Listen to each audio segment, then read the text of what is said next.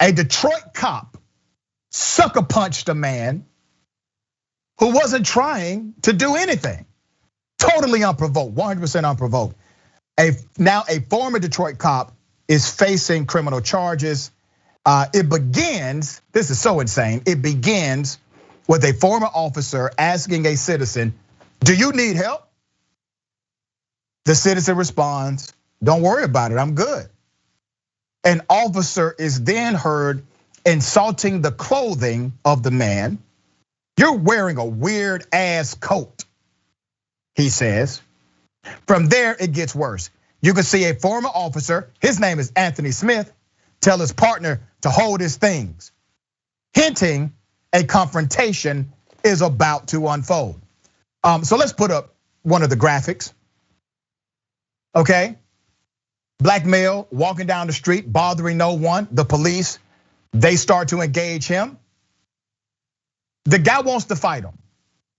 He wants to fight. The police, they want to fight this guy. This guy's not bothering anyone. The man replies, you're a police officer. Why would I try to fight you? You're a police officer." The officer tells him, "Shoot your shot." Now remember, the officer then told another cop, "Hey man, hold my stuff." This guy's doing nothing to this cop. "Hold my things." The guy responds, "But you're a police officer. Shoot your shot." Seconds later, the man removed his shirt to prove that he is not armed. He did not even remove his shirt in an aggressive way. He just wanted to let these cops know, "I do not have a weapon." And when he did so, the officer goes into his face and sucker punches the man. After punching the citizen, Smith and others decided to make an arrest for resisting and obstructing.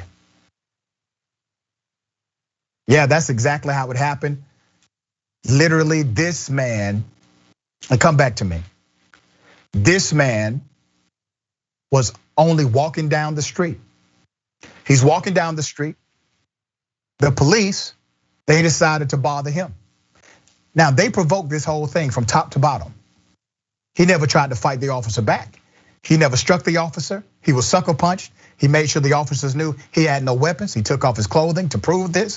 Why does he have to do this? Here's what I think happened. Now this is speculation, but based on what I've seen, it seems as if those cops made a bet among themselves that the next person who walked by, they were going to do this to that person. And don't tell me that's impossible. Don't tell me, "Oh no, the police would never do such a thing," because we have literally seen cops flip a coin to determine if they're going to arrest a citizen or not before they even engaged the citizen.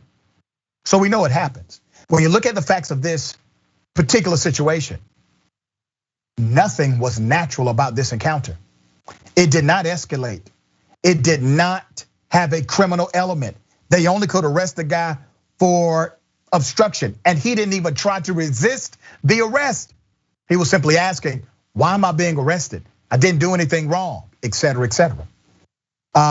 Here's an image of the man without his shirt on, and this is how he was punched. Let's go to that image.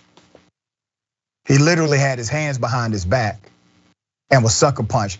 He wanted to make sure he was not a threat. He did not pose the optics of a threat, and he was sucker punched in the face. We've learned now that Officer Smith has resigned and will appear in court November 12th. Police say other officers were also suspended. While this happened back in December of 2018, the attorney, Dion Webster Cox, says she's filed a lawsuit. That's what makes it current.